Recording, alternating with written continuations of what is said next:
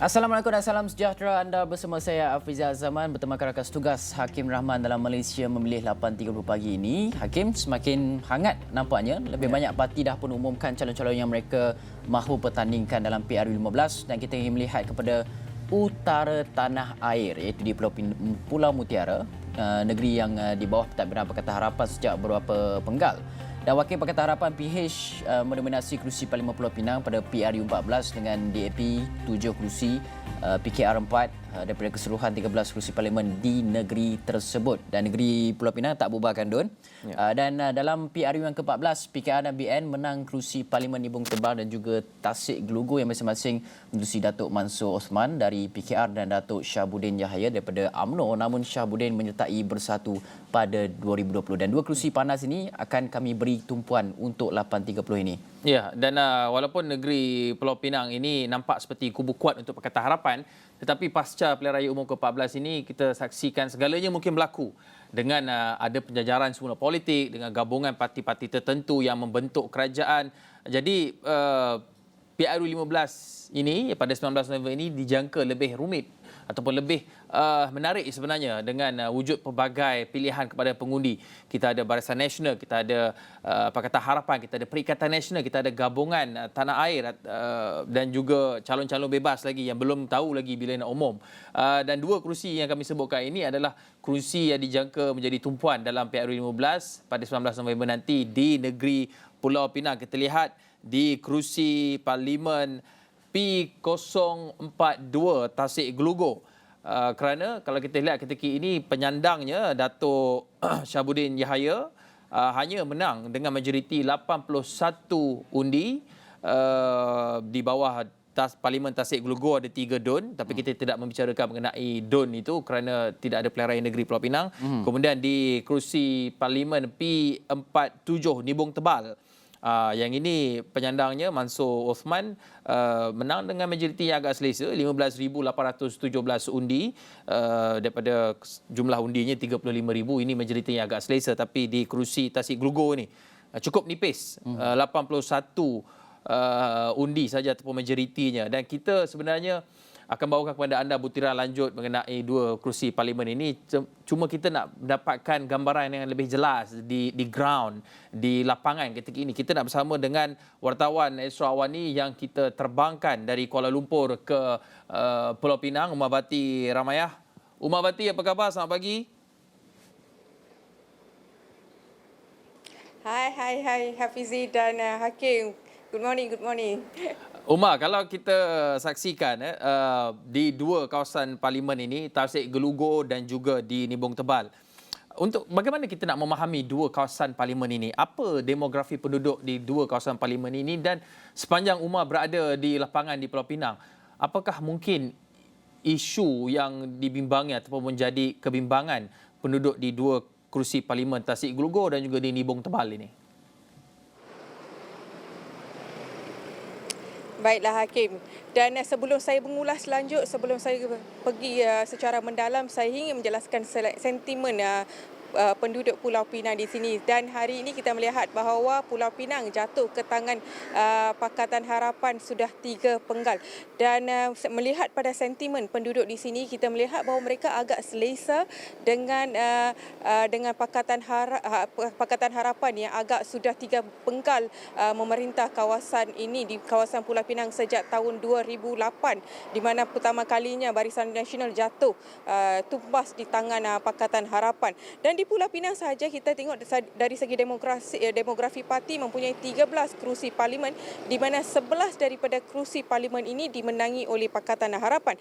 Dan menariknya, pada sebelum tahun 2018, BN masih lagi menguasai 3 kerusi parlimen, iaitu Balai Pulau, Tasik Gelugur dan juga Kepala Batas. Namun pada pilihan raya umum yang ke-14 iaitu 2008, Barisan Nasional kecundang 1 kerusi di mana terpaksa melepaskan Balik Pulau kepada Pakatan Harapan dan hanya berjaya untuk memenangi 2 kerusi iaitu Tasik Gelugur dan juga Tasik Gelugur dan juga Kepala Batas. Namun begitu, Tasik Gelugur kemudiannya jatuh ke tangan Pakatan Harapan selepas penyandangnya bertindak untuk keluar dari UMNO menjadi wakil bebas ketiga sebelum menyertai bersatu. Itu mengenai demografi parti di Pulau Pinang. Dan walaupun Pulau Pinang ini dilihat tenang, tidak ada konflik-konflik politik, namun begitu masih ada dua kerusi yang masih menjadi tumpuan atau fokus dalam pilihan raya yang pilihan raya umum ke-15 seperti mana yang disebut oleh Hakim sebentar tadi, di mana dua kerusi yang menjadi fokus pertamanya adalah Parlimen 047 iaitu Nimbun Tebal. Kenapa saya kata Nimbun Tebal adalah kerusi hot ataupun kerusi panas? Sebab di sebalik demografi parti di sini kita melihat bahawa penyandangnya iaitu Datuk Mansor Osman yang agak menang selisah dengan majoriti 15,000 ke atas undi dalam pilihan raya ke-15 merupakan pencetus antara individu yang pencetus kepada langkah Sheraton sehingga jatuhnya kerajaan Pakatan Harapan 2 tahun lalu. Itu satu. Dan persoalannya yang menariknya pada kali ini Hakim dan Afizi, buat pertama kalinya Nimbun Tebal yang sebelum ini menjadi kubu kuat kepada gerakan yang menampilkan figura-figura politik yang popular seperti Datuk Goh Cheng Teng dan juga Datuk Dominic Puthucheary, buat pertama kalinya akan menyaksikan Friends of BN akan bertanding di kerusi parlimen, iaitu akan dipertandingkan oleh Presiden Makal Sakti Tanendran. Dan yang persoalannya, apakah rakyat ataupun penduduk di Pulau Pinang yang sudah selesa dengan sesuatu parti yang mendominankan sebelum ini seperti Parti Gerakan dan pada pilihan raya ke-18 pada pilihan raya tahun 2018 UMNO dan juga pada kali ini dan dimenangi oleh Pakatan Harapan dalam pilihan raya 2008 yang melihat hanya kepada parti, apakah sentimen penduduk di sini dengan kemunculan parti yang disebut sebagai Friends of BN. Dan untuk itu saya dan jurugambar Rizal Rahim akan ke kawasan, ke Parlimen Nimbun Tebal untuk mendapatkan reaksi penduduk Nimbun Tebal sendiri berhubung dengan munculan parti baru itu. Dan satu lagi yang disebut oleh Afizi dan Hakim sebentar tadi iaitu Tasik Geluguk. Dan saya sebutkan Tasik Geluguk ni agak menarik kerana bukan saja menang dengan hanya majoriti tipis iaitu 81 undi. Sebaliknya penyandang dan juga tidak mahu bertanding pada kerusi tidak mahu mempertahankan kerusi parlimen itu pada ketika ini.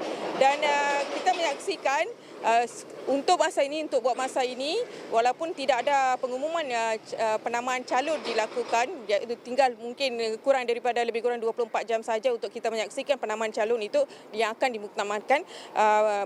Tasik Geluguk menyaksikan persaingan 4 penjuru buat masa ini, iaitu menyaksikan calon Datuk Muhammad Noor akan bertanding dengan Datuk Wan Sarifuddin Wan Jan dan juga Nik Abdul Razak Nik Rizwan iaitu timbalan Ketua Pemuda Amanah.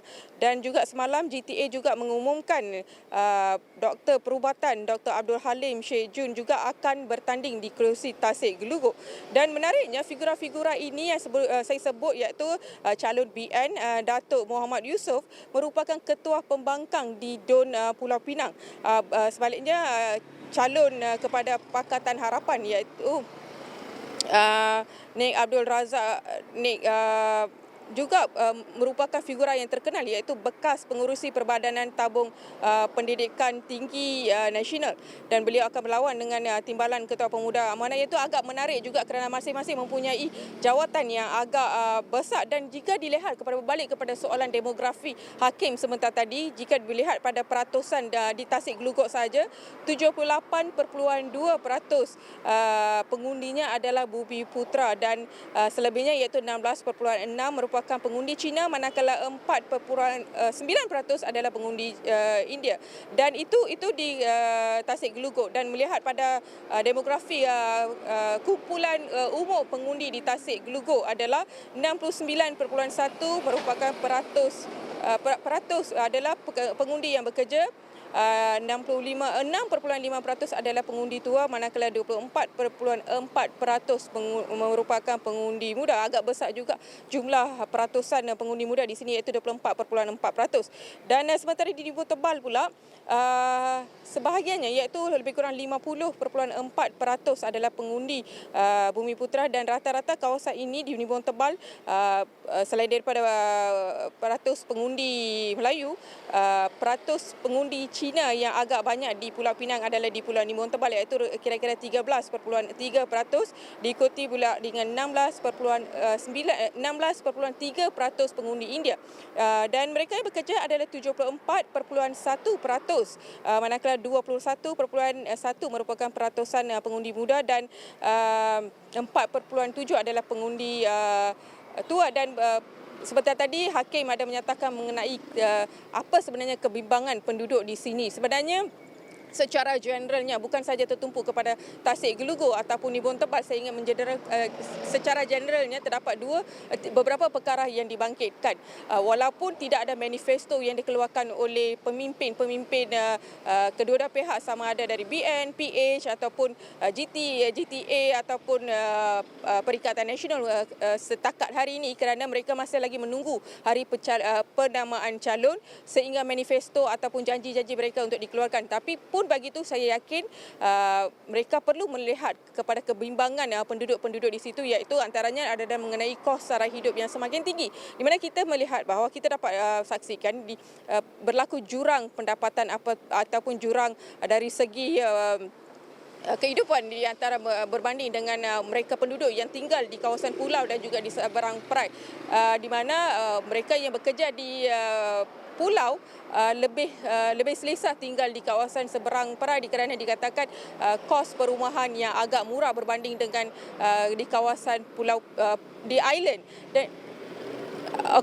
Dan itu adalah antara kebimbangan. Dan selain itu tentunya isu perumahan juga menjadi bukan saja di kawasan pulau, sebaliknya di sekitar Pulau Pinang sendiri saya fikir kos perumahan juga agak meningkat, di mana penduduk Pulau Pinang terpaksa membeli rumah. Macam di Nimbun Tebal kita perhatikan mereka terpaksa ke Parit Buntak yang di mana harganya kos perumahan rumah adalah lebih sedikit, dan juga di kawasan Kepala Batas ataupun Tasik Gelugor sendiri kita melihat penduduk pengundi di sini ke Kedah cuba berhijrah ke Kedah kerana kos perumahan yang agak tinggi, dan akhir sekali tentunya harga barang naik, menyebabkan mereka yang berpendapatan golongan B40 di kawasan ini agak berdepan dengan kesukaran untuk menjalani kehidupan masing-masing.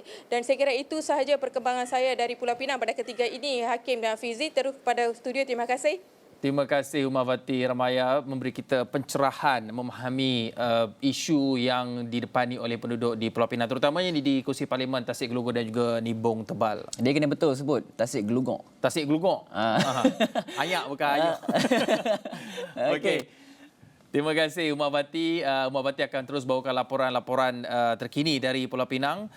Cuma kita lihat dalam kita bercakap mengenai negeri-negeri ini, banyak juga kawasan negeri yang menyaksikan calon-calon baru, tidak termasuk calon payung terjun. Tetapi adakah mereka ini perlu ditapis dan disaring terlebih dahulu sebelum mereka andai kata mereka dipilih menjadi wakil rakyat di suatu kawasan? Ini akan kita bicarakan selepas kita kembali daripada rehat ini.